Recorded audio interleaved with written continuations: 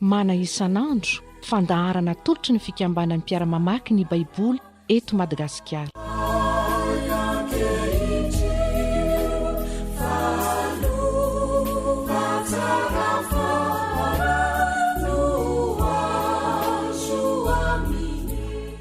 Dia faly miaraba antsika rehetra indray izay manaraka tsy tapaka ity fandarana mana isan'andro izay atolotry ny fikambanan'ny Mpiara Mamaky ny Baiboly anao ity ary manona ny fiadanan'ny tompo ho aminao sy ny ankonanao satria ny tenin'Andriamanitra izay mamangy anao amin'ny alalan'izao onjam-peo izao tokoa anie dia hitondra fiadanana, fahasoavana ary fitahiana ho an'ny fiainantsika manontolo na amin'ny lafiny ara-panahy izany na amin'ny lafiny maha olona manontolo ihany koa. Ny tenin'Andriamanitra izay voalahatra ovakitsika indray anio dia ny Efesiana 4:4-20 ka hatramin'ny 2:20. Efesiana 4:4-20 ka hatramin'ny 2:20. Dia andehantsika angataka ny fanahy masin'Andriamanitra ilay mpampianatra tsara indrindra elohany teny anepotsika tsiraray avy ary tsaro fa tsy fomba no mivavaka fa tena fangatana amin'ny tompo hoe tompo mitenena, ny tompo meteza indray anokatra ny masom-panahinay atakaranay ny hevi-daliny teninao ary zany tokoa tompo no irinay mitenena aminay tsiraray avy amin'ny fombanao amin'Andriamanitra anao ary irinay zay rehetra manaraka izao fandarana izao dia ioropaka ao aminao ny fiainany ary ahita ny are-pahasoavan'ny teninao ka tonga ny tsiraray avy amaka ity ary andalina izany teninao izany dia mitenena aminay aza fa tehinao anao indray izahay amin'ny anaranao Jesosy Kristy tompoty anay, amen. Efesiana 4:4-20 ka hatramin'ny 2:20. Vakitsika ny teny amin'ny alalan'ny Baiboly dika teny iombonana eto Madagasikara ny DM amin'ny anaran'i Jesosy manao hoe noho izany no andeoliako ao anaty an'Andriamanitra ray izay antom-pisian'ny fianakaviana rehetra any an-danitra sy ety an-tany mangataka amin'Andriamanitra aho mba omeny anareo araka ny haren'ny vonainy ho atanjahina fatratra ao anatinareo amin'ny herin'ny fanainy ka hitoeran'ny Kristy ao am-ponareo amin'ny finoana dia amahatra tsara sy ho mafiorina amin'ny fitiavana ianareo. Mangataka amin'Andriamanitra aho ny ahaizanareo mba amin'ny vahoaka an'Andriamanitra rehetra mahafantatra tsara ny fitiavan'ny Kristy dia izay sakany sy lavany ary ahavony sy alaliny. Enganie ho fantatra ireo tokoa ny fitiavan'ny Kristy na dia tsy mety ho fantatra tanteraka na oviana azy izany mba amenona anareo ka idiranareo amin'ny afenona rehetra ananan'Andriamanitra ary ho an'Andriamanitra izay mahay manao mihoatra noho ny zavatra rehetra anie eny mihoatra lavitra noho izay angatantsika na heverintsika aza araka ny heriny miasa anatintsika ho azy aneny voninahitra ao amin'ny fiangonana sy ao amin'ny Kristy Jesosy marinerana ny taranaka rehetra mifandimby sy mandrakizay, amen.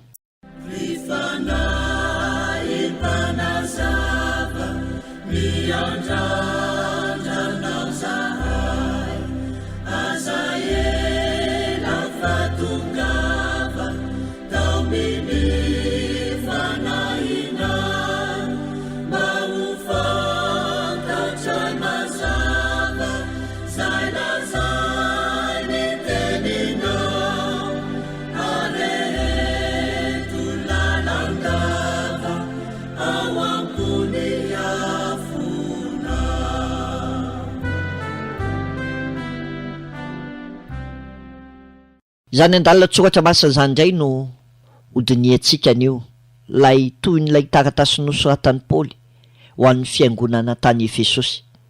Efesosy ilay fiangonana izay tena mamin'ny Paoly, izay lalain'ny Paoly, izay nandanian'ny fotoanany satria fantatsika tsara fa tamin'ny 10 misionnaire faharoany no nananganan'ny Paoly izany fiangonana tany Efesosy izany rehefa nitorony filazantsara tany izy. Fa rehefa niala tao izy satria tiany zany fiangonana zany de nametrahany olona, nametrahany ary Prisilasy Akilasy mba anohy ny asa tao atoerana. Efa nandalo tao ihany koa reny mpanompon'Andriamanitra reny toy ny Apolosy, nandalo tany Korinto Apolosy, fa nandalo tao Efesosy koa izy nitondra fampahirezana, nampianatra tao amin'izany toerana zany.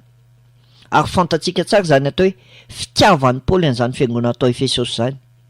Fa rehefa aveo rehefa niverina tao Efesosy izy de nijanona 3 taona tao amin'izany tanàna izany.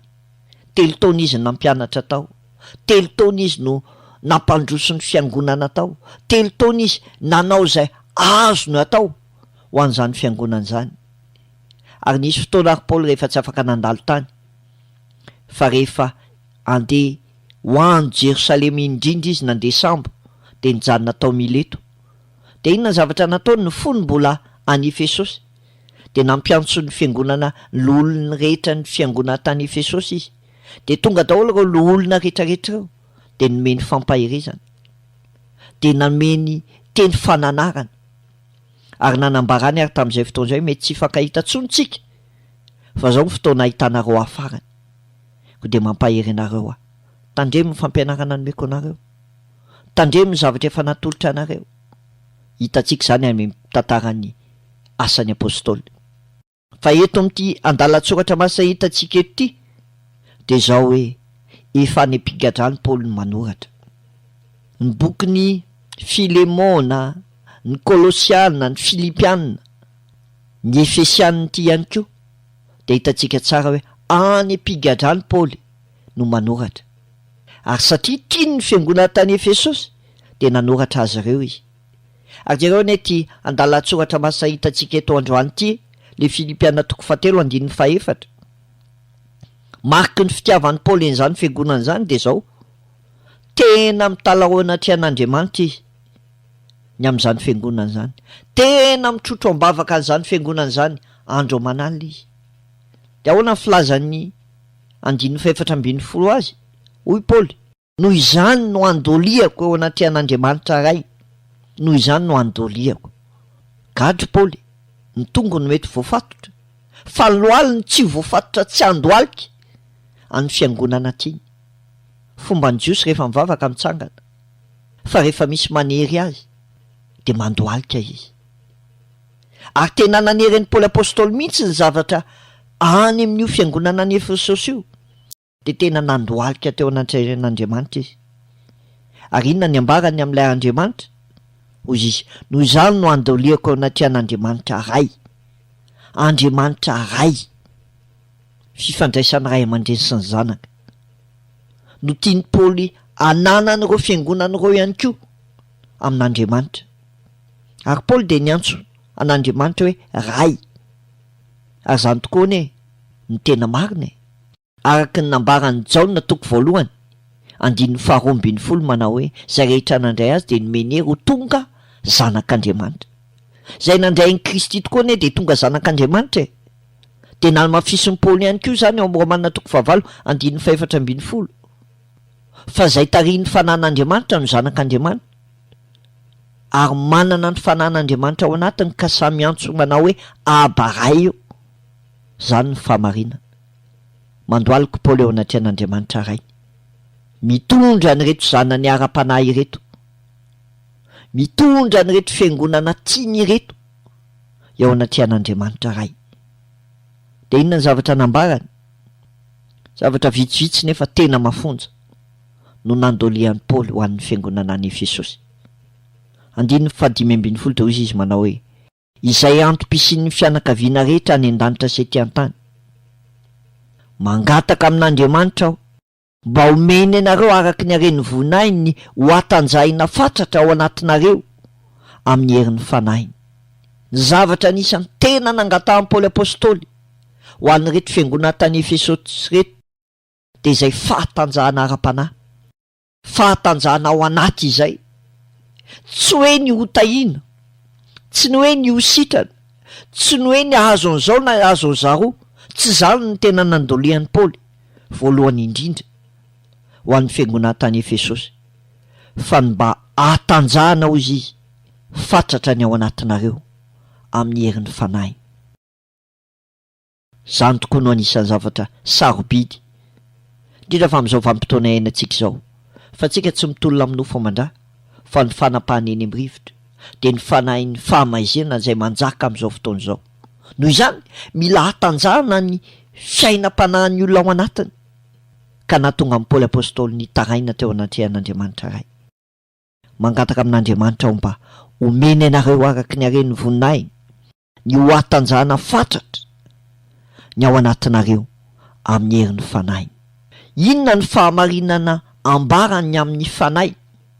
Ny fanahin'Andriamanitra no mitondra fampahirizana. Ny fanahin'Andriamanitra no mitondra fahatanjahana eo amin'ny fiainan'ny olona. Ary zany mila angatantsika mandrakariva ny fahafenoan'ny fanahy.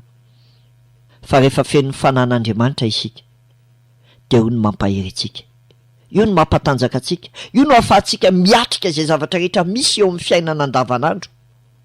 Ny fahatanjahana ao anaty ao. Jereo ny olona feno fanahy manoloana ny olana sarotra izay lalovany, mahery mandrakariva izy, matanjaka mandrakariva izy. Ary jereo rehefa misy olona lalora-pahoriana dia matetika rehefa hitantsika ilay olona tena tsy mihotsa dia hozy isika mahatanjatsaina kosa izy. Fa ny antsika tsy amin'ny herina ny fahatanjahana fa amin'ny fanahin'i Jehovah tompo ihany.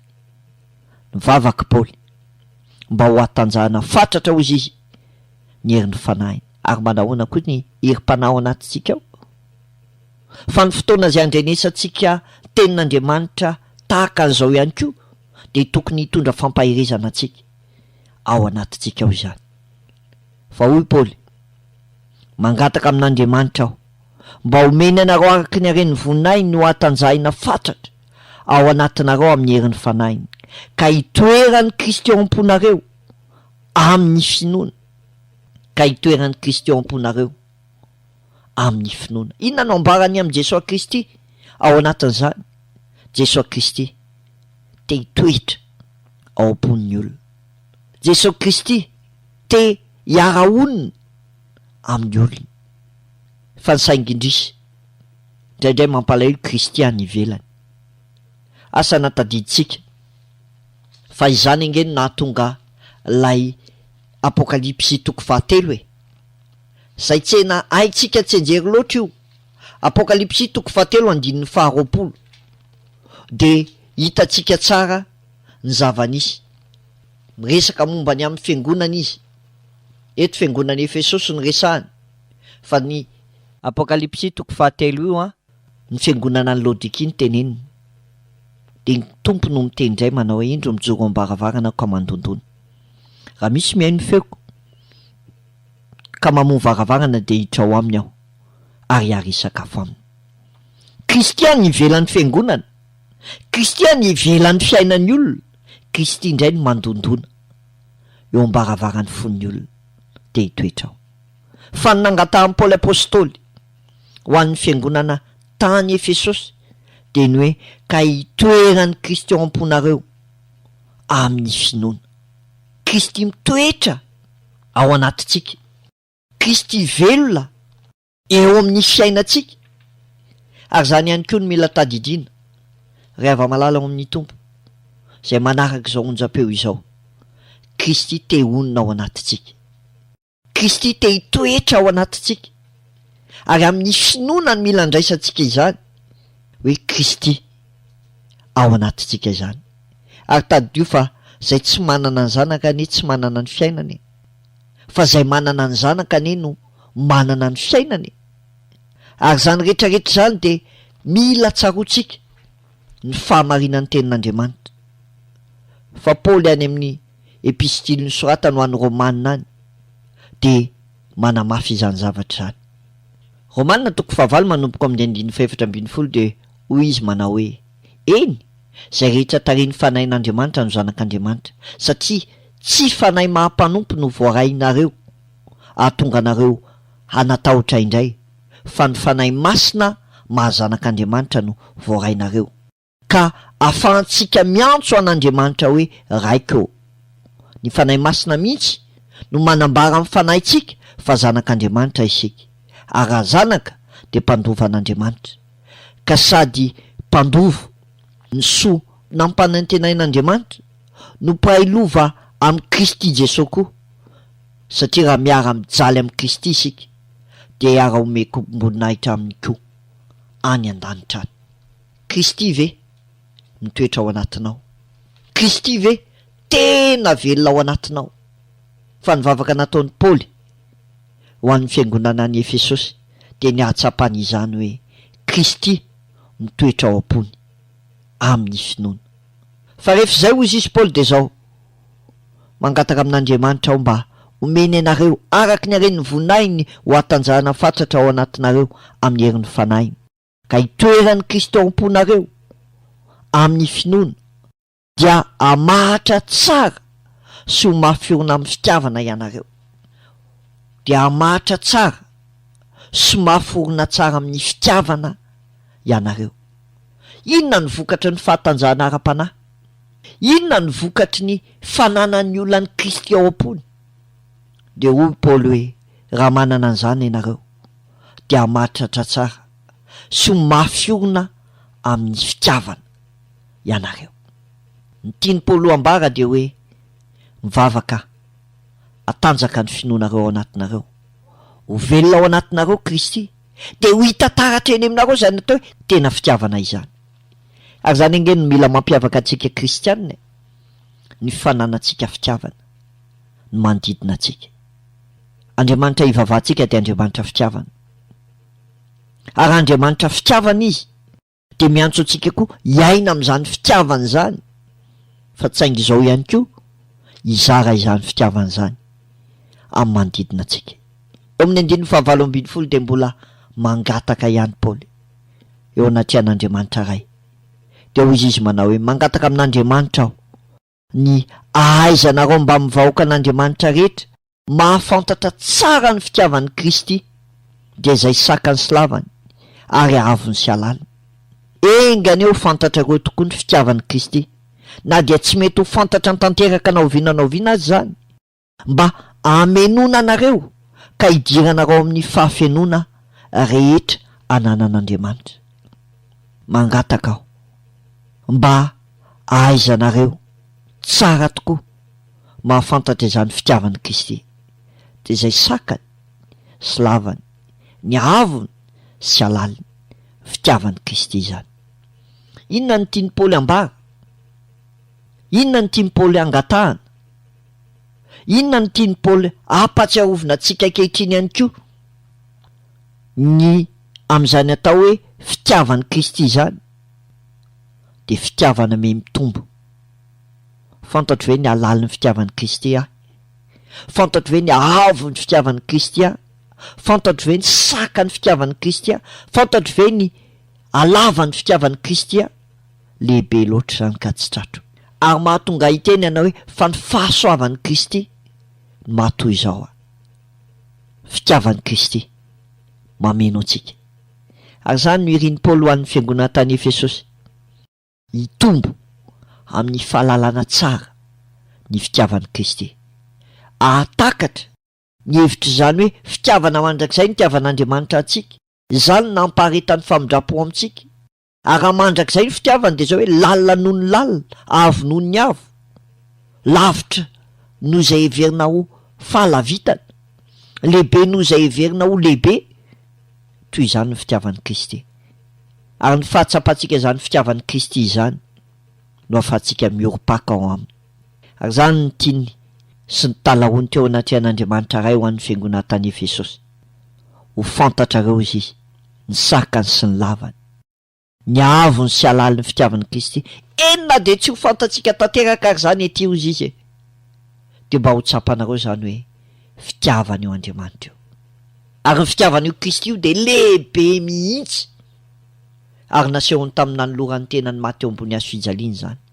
Fa maty ny marina hamonjy ny tsy marina, maty lay tsy nalala ota hamonjy ny mpanota, maty lay masina hamonjy ny be faratsiana. Fa tsapanao tokoa ve zany alalin'ny fitiavan'ny Kristy zany? Fieritreretao ny io lohantsika io no saintsika io no misaina mihevitratra isan'andro, fa ny lohan'ny Kristy no satroana tsilo. Io tanantsika io no zatra manao ratsy fa ny tanan'i Kristy no ny fantsihana. Ny fotsika io no fo maloto andro manalina fa ny fon'ny Kristy no le foniny. Ny tongotsika io no mandeha manao ratsy etsero fa ny tongon'ny Kristy no ny fantsihana. Tsapanao ve ny alalina zany fitiavan'ny Kristy zany? Tsapanao ve zany avo ny fitiavan'ny Kristy zany? Fa maty ny marina monjo ny tsy marina. Ary zany ny tiany Paoly ampatsiarovina ny fiangonana tany Efesosy. Ary tiana ampatsiarovina antsika izay manaraka izao fandarana izao ihany koa fa tiany tompo ianao dia nameny tsara indrindra ho anao dia nylanolorany tenany teo ambony hazo fijaliana. Fa maty Kristy mba ho velona isika. Ary zany fahafatesan'ny Kristy zany no faratampony fanehoan'Andriamanitra ny fitiavana ho antsika. Fa saingy izao omeko lanja ve izany fitiavan'ny Kristy zany? Fa raha omeko lanja zany dia zao hoe zany no miteraka lay herim-panahy ao anatiko ao. Zany no miteraka ny fanomezako an'i Kristy laharana voalohany ao am-poko ao. Zany no miteraka fananako fitiavana an'Andriamanitra sy ny hafa ihany koa eo amin'ny fiainako andavanandro. Fa rehefa nivavaka Paoly, nitalao Paoly ho an'ny fiangonana tany Efesosy dia nambarany nanao hoe ary ho an'Andriamanitra izay mahay manao mihoatra noho ny zavatra rehetra, eny mihoatra lavitra noho izay angatantsika na iverintsika azy, araka ny herin'ny miasa atao amintsika, ho azy eny ny voninahitra ao amin'ny fiangonana sy ao amin'ny Kristy Jesosy, manerana ny taranaka rehetra, mifandimby sy mandrakizay. Amen. Raha miaina izany isika dia manome voninahitra an'Andriamanitra. Raha toy izany ny zavatra hitan'ny olona ao anaty antsika dia Andriamanitra nomeny olona voninahitra eo amin'ny fiainantsika. Ary raha toy izao ny fiainantsika dia voninahitra dia an'Andriamanitra rery ihany. Fa tsampantsika ve fa io Andriamanitra io dia Andriamanitra raitsika? Fantatsika ve fa Jesosy Kristy ilay naneho ny fitiavany antsika dia hitoetra ao am-pontsika? Fantatsika ve fa ilay fanahy masina ny ihany no antokana afaka mampahery antsika ao anatintsika ao? Ary fantatsika ve fa ilay Andriamanitra izay ivavahantsika dia mahay manao zavatra mihoatra lavitra, eny mihoatra lavitra noho izay angatantsika na heverintsika azy, satria manana hery sy fahefana amin'ny zavatra rehetra eo Andriamanitsika eo. Fantatsika ve izany rehetrarehetra izany? Noho izany tsaro fa raha nivavaka ho an'ny fiangonana tany Efesosy Paoly dia mba hampiorina izany fiangonana izany ny tanjona, mba hahatonga izany fiangonana izany hatsapa fa isika na maro ary dia tena ray ihany ao amin'ny Kristy. Dia izany ihany koa ny tian'Andriamanitra ambara amintsika amin'ny alalan'izao onjam-peo izao, ny orenantsika mafy ao amin'ny Jesosy Kristy, ny firikirantsika lalina amin'ny fitiavany, ary ny anehoantsika voninahitra ho azy amin'ny zavatra rehetra izay ataontsika.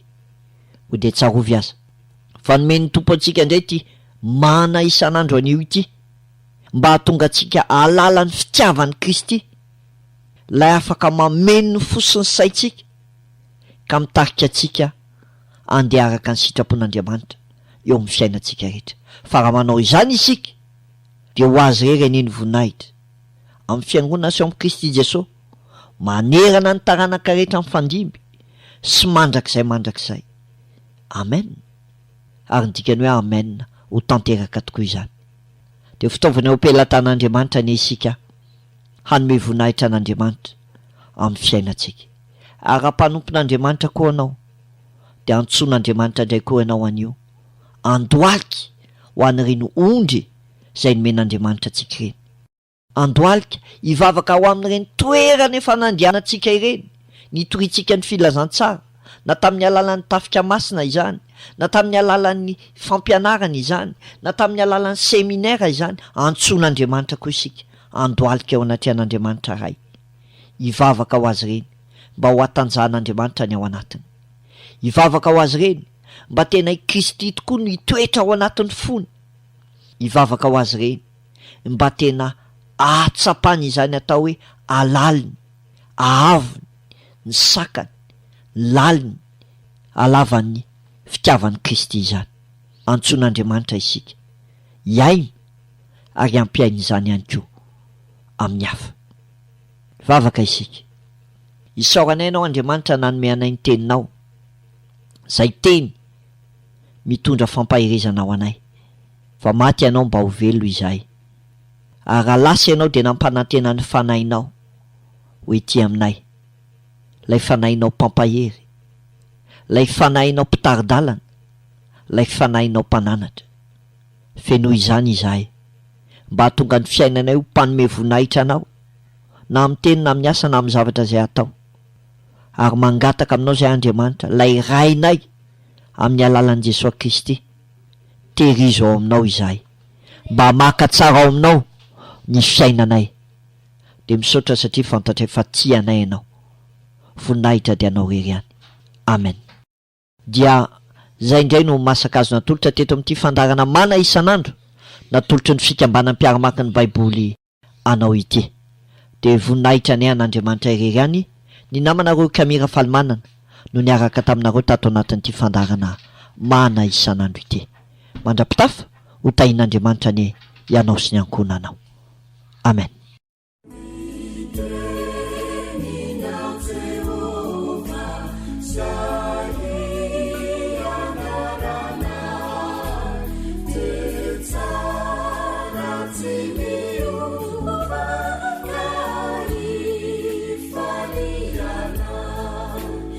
Mana isan'andro, fandiniana sy fandalinana ny soratra masina atolotry ny fikambana Mpiara mamaky ny Baiboly.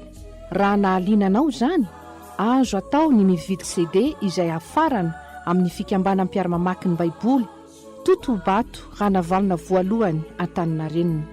Raha mila fanampanazavana dia antsoy ny laharana tarby 24 809 92 na 032 72 147 27. Ho anareo any amin'ny faritra kosa, ny fandraisa na manatona ny mpiandraikitry ny fikambanana any amin'ny faritra misy anareo.